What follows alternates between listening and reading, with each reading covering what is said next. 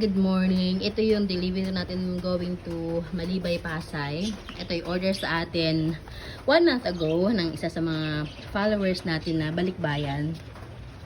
Now, sabi ko, since may bagyo, I'll try na i-book today. Pero hindi guaranteed na ma-deliver siya kasi nga, yun, given the situation ngayon, we are currently battling with the typhoon, yung Christine.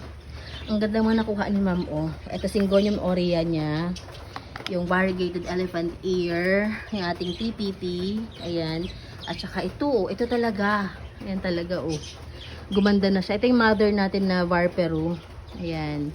So, sabi ko sa inyo, yung mga Varperu nyo na magra-revert, i-cut nyo lang.